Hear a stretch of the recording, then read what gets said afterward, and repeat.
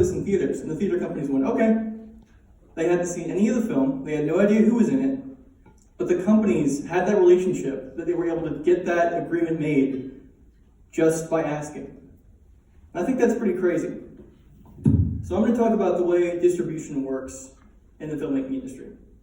So I decided to focus specifically on the topic of independent film distribution, which is different from studio distribution, which I'll get into in a second.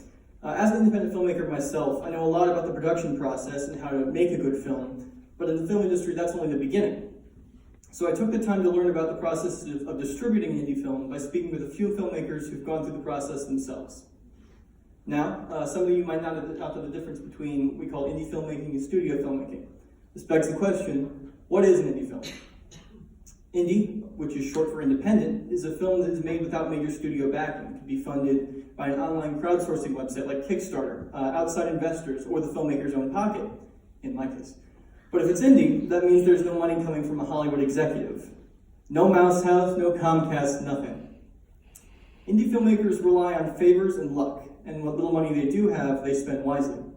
The majority of this ends up going towards production costs, things like hiring crew members, renting equipment, even things like buying lunch, which unfortunately means when the film is done and it comes time for the filmmaker to get people to actually watch it, their wallet looks a lot like this. When Disney or Universal makes a film, they've already arranged what's called the standard process. This is what they've done for Spider-Man Far From Home. In the standard process, movie is released through movie theaters in its theatrical window, and then after approximately 16 and a half weeks, it's released on DVD and video-on-demand services like Amazon Prime. And after an additional number of months, it's usually released to pay TV, and then approximately 2 years after theatrical release, it's made available for free to watch on TV. This method makes a lot of money, but it's mainly successful due to the millions of dollars spent on advertising, recognizable brands or characters like Spider-Man, or a star-studded cast. However, indie filmmakers without a guaranteed theatrical release or any advertising at all have to be resourceful. Right away, I knew I wanted to interview an indie filmmaker who had gone through the distribution process. So I called up Carl Scheffelman, a fellow graduate of my parents' college and an independent filmmaker himself. Carl recently wrote and directed a film titled Looking for the Jackalope, and I have part of the trailer here.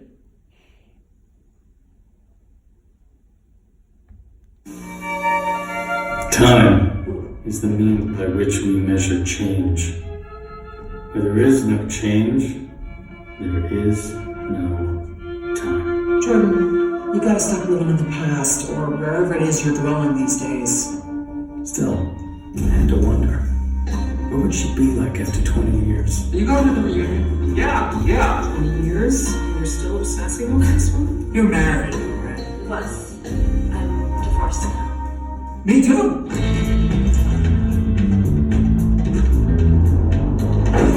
Please tell me I did this one. You missed your plane, sir. Let me guess. You missed the plane. Yeah, how'd you know? Because I know you, Jordan. Here I am, 20 years later, walking in my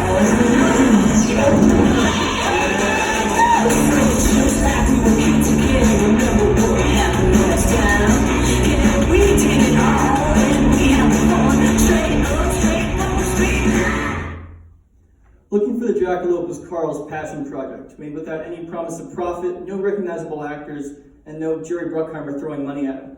The film's premise is pretty simple. He describes it as a cautionary tale against nostalgia. It features a man traveling back to his college reunion to reunite with his high school girlfriend, and how he misses his plane and has to hitchhike on the way over there.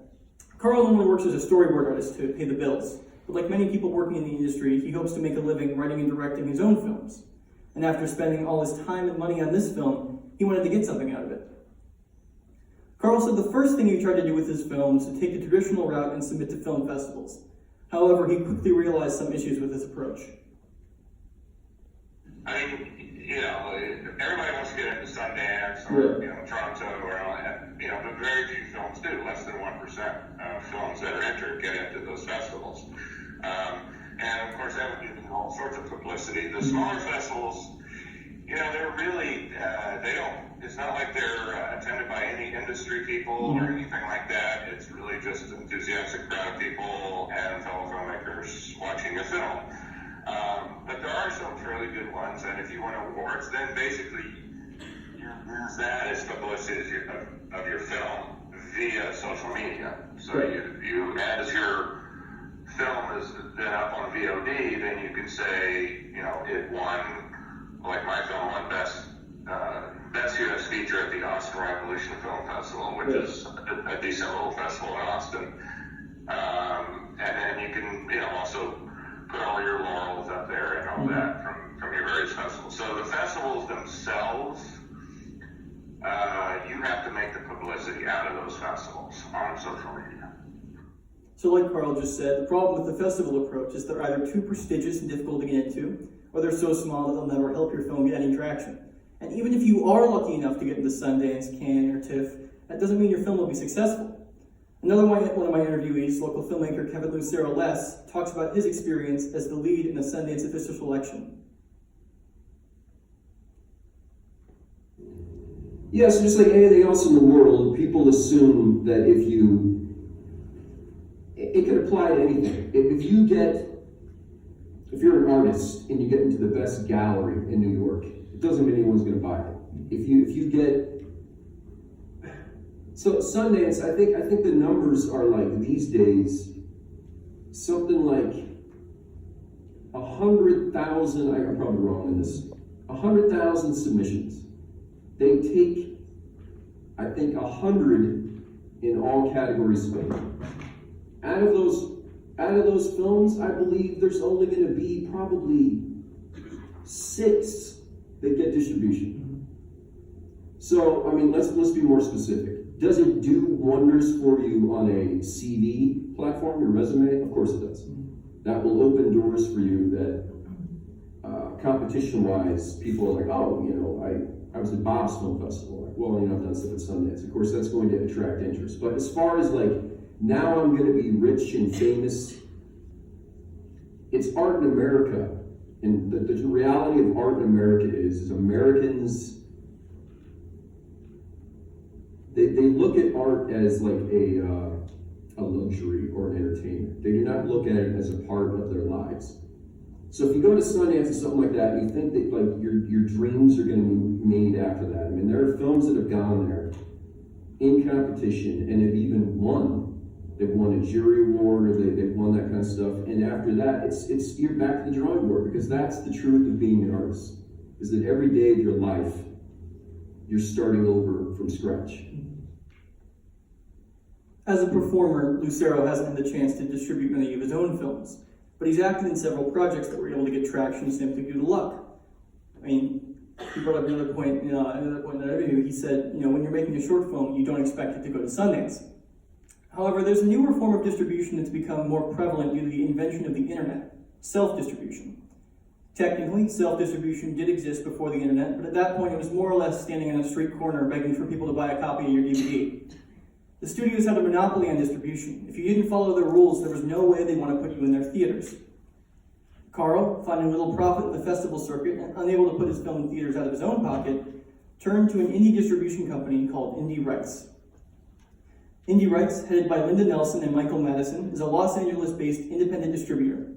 The method to apply for distribution is pretty simple. You simply submit your film for free, and Indie Rights reviews it to determine if there's a possibility of it making money. There are minimum requirements for sound and picture quality, but Indie Rights reports that they take nearly 1 out of every 4 films submitted. Carl was able to refer me to Indie Rights, and I was able to have a conversation with Linda Nelson about their business model and why they believe the internet plays such a crucial role in distribution. The company, we started it a little over 10 years ago, and the reason we started it was that we were a small film production company, and we were not happy with the distribution options that we were seeing for our own films that we were making and producing. So we decided that we would gather up some friends, put together a small catalog, and start our own distribution company, and it's just grown steadily over the years. So now we have a catalog of over 700 films. We started it in 2007. Okay. And at that time, digital was just starting. So we got in at a time when we were able to build and forge relationships with all of the new digital platforms out there. and many of them didn't make it up in art and business anymore. But some of the early ones that have become huge, like Amazon and iTunes and Google Play, we have been partners with them for more than 10 years. So. Let's say I had a film that I wanted to distribute through indie rights. What would be the typical path that film would take? Well, first of all, it's a very simple process. We have a great website. If you go to the distribution page, it says submit your film here. You click on the link, you fill in the information, and part of that information is a link to a screener that you're hosting on, like Vimeo, for example. And then we review all of those submissions, and we watch the movies, and we contact each filmmaker and say, yes, we'd be interested, or no, we're not. And if we say that we're not interested in a film, we'll offer you some advice about where else you might be able to place your film. When we first started the company, we took almost just about every film we could get our hands on. But now we have to be more selective. So we probably take one out of every 4 that's submitted to us. However, there are some downgrades to this recent leap forward in technology. Our cell phones are getting better every day. In theory, every single person who owns one could make a film. But as both Carl and Sarah pointed out, it's not necessarily going to be a good film.